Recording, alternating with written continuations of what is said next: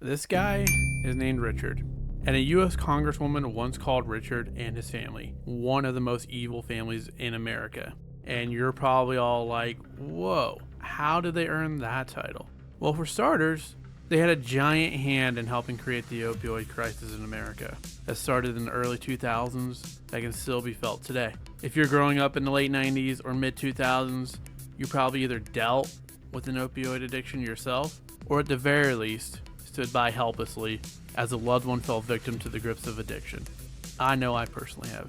Prescription painkillers left the streets looking like a scene out of The Walking Dead, and it didn't matter if you lived in a poor neighborhood or a gated community. No one was exempt from this epidemic.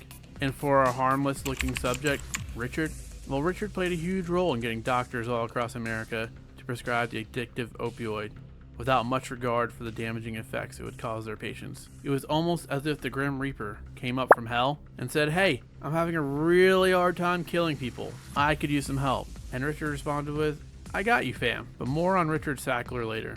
Let's hit the rewind. The Sacklers, Arthur, Mortimer, and Raymond, were just three regular Jewish bros from Brooklyn. Not exactly a family of billionaires. Just a couple of smart guys doing their thing in the 1930s. They went to med school, worked at a psychiatric hospital, and, hold up, actually did some decent stuff, like ending lobotomies and pushing for racial equality in blood donations. Sounds like a feel-good story, right? Wrong. In 1952, they bought a tiny pharmaceutical company called Purdue Frederick, and at first, they weren't making anything glamorous, just laxatives. Yeah, that's right, laxatives. The bros were in the poo-poo juice industry, but they had a much bigger vision beyond their current shitty path. Fast forward to 1996, Purdue Frederick, now Purdue Pharma, after Arthur's death in 1987, rolls out their flagship product, OxyContin. Now, OxyContin was new and unique because of the first opioid painkiller designed to last all day due to its time release. This drug was manufactured for the regular, everyday American experiencing chronic pain. Previously, opioid painkillers were almost exclusively used for terminally ill patients due to their potency and addictive qualities.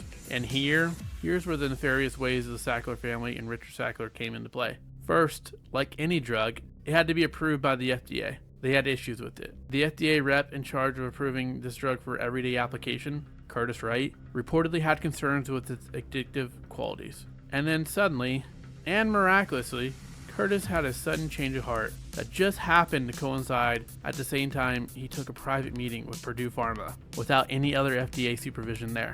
After some changes in the language on OxyContin's label, the FDA approved the drug. Curtis Wright would later leave the FDA and go on to work for, you guessed it, Purdue Pharma. Despite the drug being marketed as non-addictive and the language change on the pill bottle, people still got hooked. Crazy, right? Overdoses skyrocketed, but so did Purdue's profits. And it would seem the executives at Purdue Pharma didn't seem to mind the suffering that was happening in Middle America, so as long as they could fill swimming pools of cash. And just like Scrooge McDuck, they could if they wanted to. And the story just gets more depressing. It's been estimated by the CDC that over 500,000 people have died from opioid-related causes since the epidemic began in the early 2000s. Not to mention the families the addiction and the drug ripped apart that are still continuing to pick up the pieces. A lot of you know exactly what I'm talking about. All while the good folks at Purdue Pharma brought in around $35 billion just from OxyContin alone. And the fallout for the Sackler family and Purdue Pharma did not come swiftly.